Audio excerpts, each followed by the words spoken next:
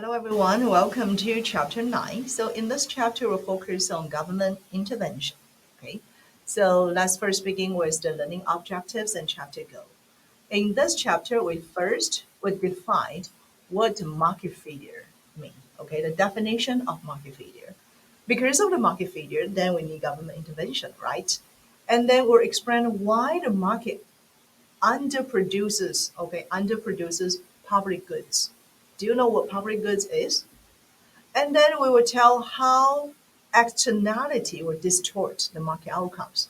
Externalities will be another type of the market failure. And after that, we will describe how market power prevents optimal outcomes. So we talk about in this learning objectives, I mentioned several things like public goods, like externalities, and now the market powers. Those are some examples of the market failure. Okay.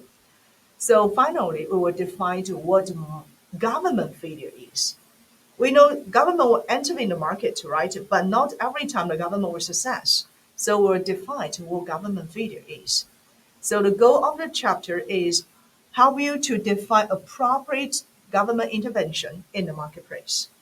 Now let's begin with the first part, market failure. So if you still remember, okay, Adam Smith, okay, he proposed the phrase of the laissez-faire in his book. And we also talk about laissez-faire in chapter 1, right? What does laissez-faire mean? It means give the total freedom, okay, to the economy, means live alone. So this type of the policy or this type of the economy, okay, actually it believes that market can do everything by itself. Demand and supply, they can finally work together to bring the market back to equilibrium, okay? However, the market mechanism may fail to achieve the optimal mix of output. So we need to know what is optimal mix of the output. What does that mean? You can see from this graph, okay? From this graph, we have the consumer goods, we have all other goods, right? So let's look at this graph. In this graph, we have 2 points, okay? 1 point means you can see there is 1 point here, okay? Means the optimal mix.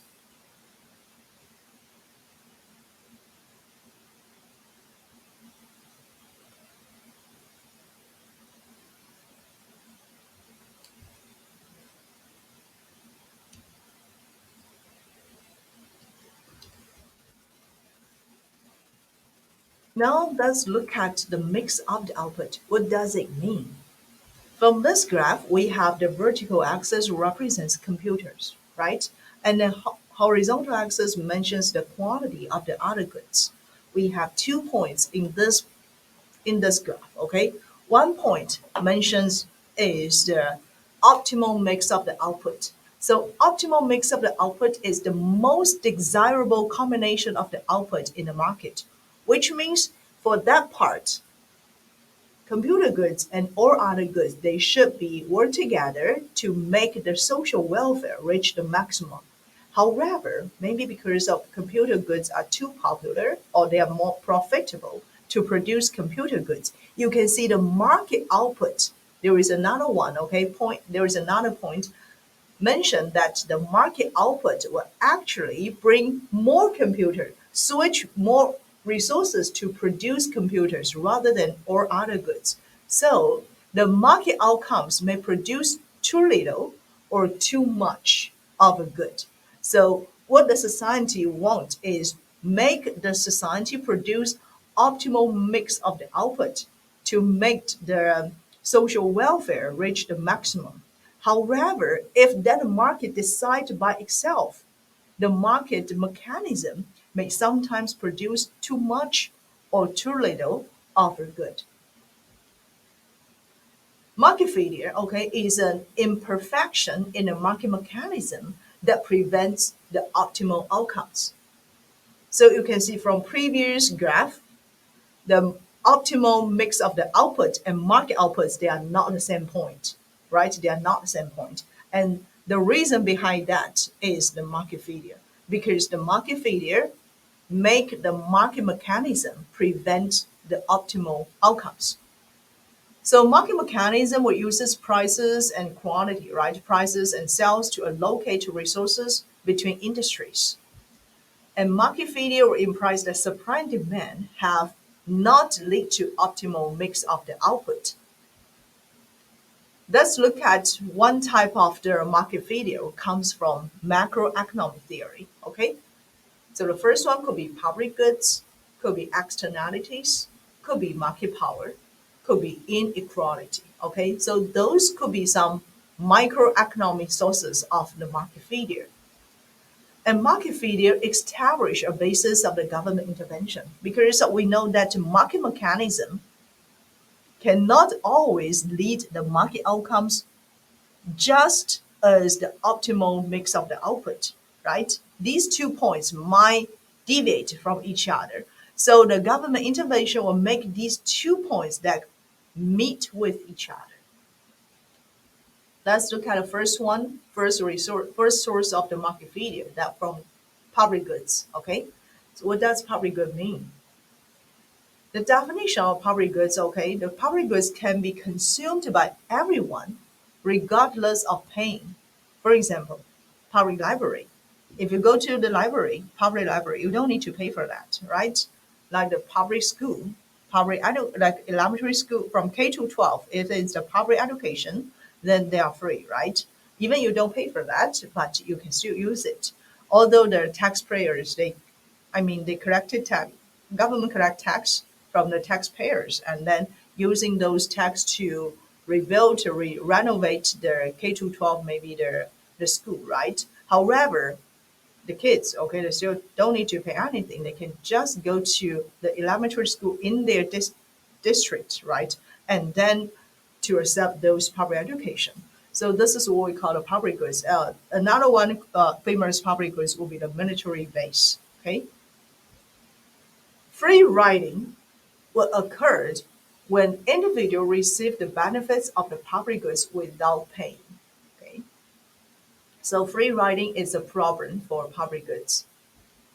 A private goods, what is the private goods? So compare with public goods. The private goods is something that you need to pay out of your pocket and then to use it. For example, the groceries that you need to pay every time you do shopping, right? So a private goods can be technically restricted to exclude consumption by no payers. For example, the veggies purchased from a grocery store, you need to pay money, you get the veggies, you get the fruits, you get the things you want from the grocery store, right? But public goods is something that you can just use without paying. So that would be the very difference between the exactly difference between private goods and public goods.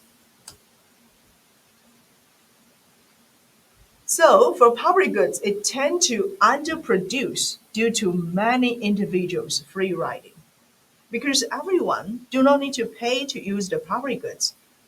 That means the public goods might produce too little. For example, maybe not enough public library, right? Not enough free Wi-Fi, right? Not enough free rec and park. So those public goods tend to be underproduced due to many individuals. They are just a free rider. So everyone waits for someone else to pay. That could be make sense, right? So the government can do some intervention, right? The first one, collect tax from everyone, collect tax from everyone, and then redistribute those tax to maybe to put it into the public goods production. Second, will pay for optimal production for public goods. Government can pay for that. Pay someone, pay some companies, pay some construction companies, maybe to build the public library. Okay, and then call for donations for the books. So let's look at for public goods and then how government can intervene. You can see originally, okay, in this graph, okay, we have the public goods here on the horizontal axis, and then we have other goods on vertical axis. And then in this graph, you can see M is the market outcome. If you just let the market decide, just let the market decide, you will produce point M. And point M, you can see the public goods actually are not enough. Point M here is the market decide outcome, and then we don't have enough public goods. So how can government move from point M to point X? Point X is the optimal outcome, is the outcome that the society desire. Okay, so how the government can do to produce from M to X? We can see the market outcome at point M. Market underproduce public goods, right? At point X is the desirable optimal mix of the outputs. So the government intervention will try to move outputs from point M to point X. Several things that government can do. Okay, several things that government can do. The one is to maybe give some incentives. Okay, give some incentives, pay for that. The people might switch from point M to point X, right? And then to put more efforts to produce the public goods. The market tend to underproduce the public goods because it will just end at point M, right? Now the second source of the market failure comes from externalities. So what does externality mean? Everyone actually experience externalities every day. So externalities related to the cost or benefits of the market activity that affect a third party. You might say, oh, why you say that we experience externality every day? Yes, of course. We have negative externality, air pollution from a factory, right? Talking on a cell phone while driving on a highway. Do you think it's safe? No. If you're talking on a cell phone when you're driving on a highway, you will affect the other's safety. Okay? Or like the noisy pollution from construction projects. Do you experience those, especially for air pollution, right? So this is why I say we experience externalities every day. We also can have some positive externality, not only there are negative externality, okay? Because here, going back to the definition, externality could be the cost, could be the benefits, okay? So the cost or a benefit for a market activity that will affect a third party. Here, negative externality focusing on the cost. On positive externalities, yeah, let's see some good things. R&D, research and development will create knowledge others can use. For example, these days, OpenAI, right? The AI development, the AI progress, okay, by the Microsoft, by Google, by the other big tech, okay, they might bring some positive externality to us. Being vaccinated, flu shots, okay, against contagious disease will also bring some positive externality. Okay, it can stop the spread of the virus, right? So those we can treat as positive externality. We also experience almost every day, right? Now let's first look at the negative externalities. So negative externalities, as I just mentioned, okay, it will create a social cost. It will create a social cost. So a social cost including two parts. This is externality. Previously, when we talk about cost, production cost, that belongs to the private cost. Okay, so this is the private cost. And external cost. These two sum it together. Okay, we sum it together, we can have social cost. Firms and corporations, they only focus on private cost. And households like us, consumers, might need to bear the external cost. Therefore, firms and corporations, they might produce too much. For example, air pollution, too much, noisy, too much, right? So you can see for negative externality in this graph, okay, in this graph, the point A, okay, in this graph and point A, it shows the market demand, okay, it shows the market demand. And that point A here will produce too much. because the social optimal is in point B, okay? The social optimal is at point B. So how the government can do, you can see there, these two graph, okay, I can draw the graph here. Easier for you to understand. So this is the quantity, oh sorry, this is not quantity. So it should, this is the price, and this is the quantity. If I treat this as the gasoline, okay, the gasoline market, this is the demand for gasoline, okay, demand for gasoline, and this is the supply for gas, okay, the gas market.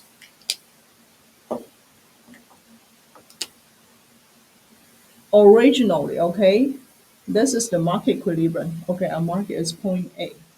This is the market equilibrium, and the price of the gas, maybe say $3 per gallon, and the demand will be maybe 100 gallon. Okay, so those is just our assumption.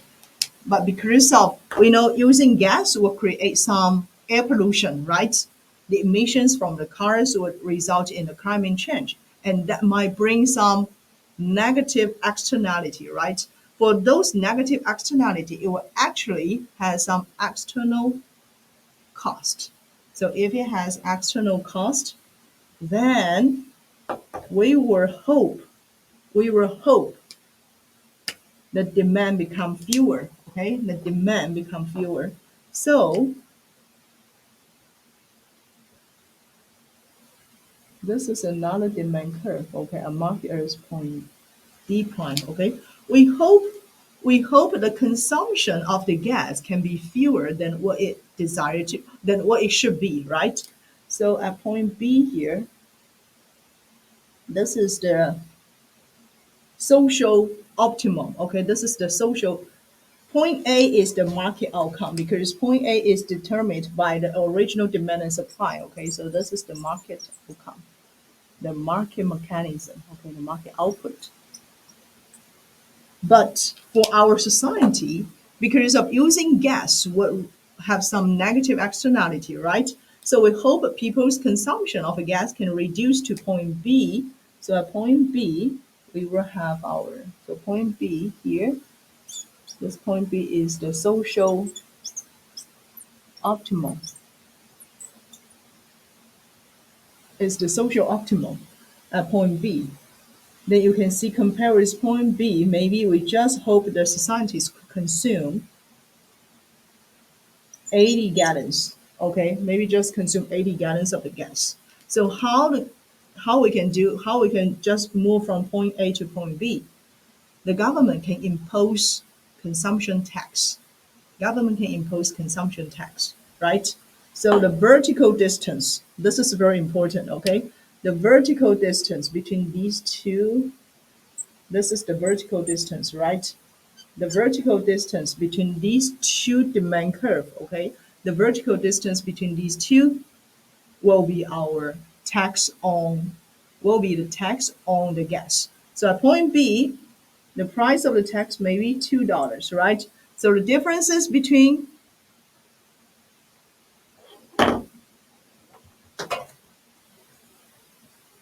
maybe $2, right? And then you can see at this one, we can see the vertical distance, it might be like $3.25.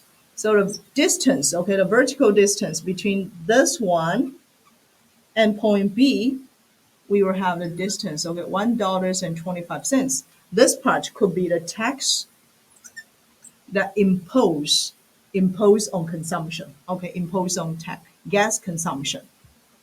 So you can see after government impose this type of the tax, then it might reduce the consumption, okay, shift the demand curve to the left hand side and then move the market outcome, reach the social optimum. Make sense or not here?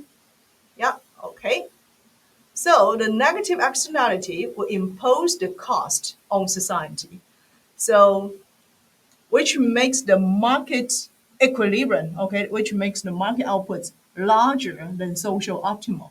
Therefore, government can decrease Government can do something, okay, to decrease this output. What the government can do, impose taxes, I just mentioned, right? So impose tax here can make the social optimum and the market outputs match to each other after the government imposed the tax.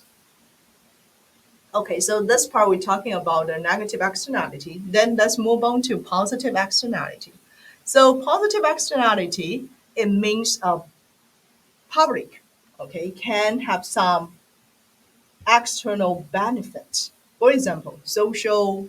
For example, let's talk about vaccination. Okay, vaccination actually can bring some positive externality, right? Because people get vaccine can actually help to stop the spreading of the virus, right?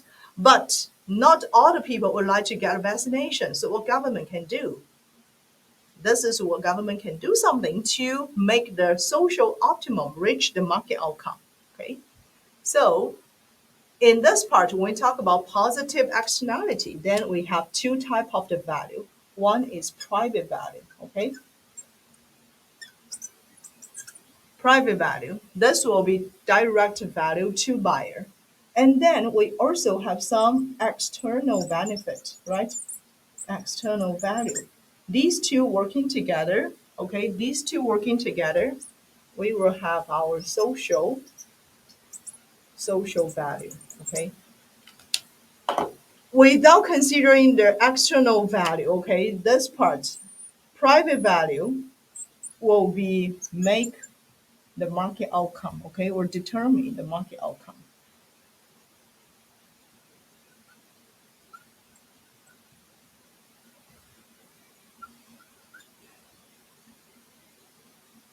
Will determine the market outcome. However, social value here would make the society reach the social optimum. Okay, so this one would decide the social optimum. All right. So the positive externality will cause the market quantity to be less. This market outcome will be less than social optimal. Just think about the example of vaccination. What we want is like, okay, maybe everyone get vaccine if possible, right? However, there is not everybody want to get a vaccination, which makes the market outcome or market output smaller than the social optimal. So this is the positive externality. It will cause the market quality to be less than what is the society want. So positive externality impose the third party benefits on society, and the social demand will be greater than the private demand. Social demand, okay, social will demand more vaccination. However, market will only just has less or fewer vaccination. What government can do? Government now can provide some subsidy to the households, okay, to the public. If they want to get a vaccination, they probably can get some subsidize, okay?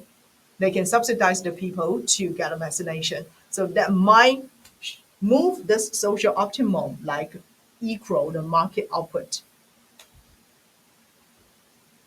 The goal is here to change the production or consumption of the goods to the social optimal level. This is the goal of the government intervention. And this can be done in some ways. Okay, the first one, after the market incentives, sorry, not after, alter market incentives such as maybe impose tax in the gasoline consumption market, or provide subsidies maybe in the vaccination market, or bypass the market incentives. For example, put some regulations on the industry. Regulate, okay, this country, this industry, you cannot produce so much gas, right? Let's look at the incentives. You can see in this graph, okay? In this graph, point A, point A is the market outcome, is the market outcome, is the market outcome. What the government can do? The government can impose some tax, okay, and then shift the supply curve inside, okay, shift the supply curve to the left-hand side and then make the production decrease. This is imposed for maybe negative externality. Okay, so an emission fee increases private marginal cost and encourages lower outputs by changing the incentives. Another one might comes from the regulations. So the regulations will specify the required outputs and the process by which it can be achieved. So, for example, the Clear Air Act in 1970 will require fewer auto emissions and the process to reduce those emissions in order to prevent the climate changes, right? And excessive process regulations might raise the cost of environmental protection and discourage cost-saving innovation. That could be come from some negative incentives of the government intervention. Let's look at another source of the market failure that comes from the market power. We talk about the market power cases in chapter 6 and chapter 7. Chapter 6, we're focusing on perfectly competitive market, which means there is no market power, right? No market power. In order to survive in that market, producers or firms and corporations, they need to try their best to innovate, right? So that could be one way to reduce the cost. However, in a monopoly market, we know monopoly has a definitely absolute market power. So sometimes monopoly might not reluctant to do some cost saving innovations, right? This is what we say the market power. And then for monopoly, it can always charge the price higher than the market equilibrium price, right? Monopoly can always earn the profits. So even if the market price are accurate, the market power still fail to produce the social optimal output. And the market power is the ability to change the market price of the good or service, like monopoly, oligopoly, duopoly. They all have the market power to change the market price. Firms with the market power can control the market's response to price signals. If you still remember, we talked about that perfectly competitive markets. Everyone in that market is just a price taker. No one has the power to affect the market price, right? However, in the monopoly, that's extreme case. The monopoly is the price setter, right? So the market power result from restriction, maybe the supply curve, the supply due to the copyrights, maybe the patent, the control of the resources, restrictive like production agreements, the government licenses, or efficiency of large scale production. So the consequences of the market power, it might reduce competition, right? Like monopoly. There is no competitors in that market. Or it will enhance the profits to the firms. Also limit consumers' choice. If you think about the Republic, like a garbage truck service, okay, in Corvallis area, maybe in Albany area, we only have one companies who will deal with the garbage every week, right? So we don't have other choices. So we limit consumers' choice. How the government can do? The government can impose some restrictions, right? And then they might have some antitrust lawsuits against those monopoly. So the goal of the government intervention is to prevent or dismantle concentration of the market power. For example, it can have their antitrust policy. There are some antitrust policies very famous. Okay, for example, the Sherman Act in 1890, pretty old act. Okay, but still powerful. Clayton Act in 1940. And then we also have the FTC. FTC is the agent who will always monitor the market. And then, for example, several years ago, there is a mergers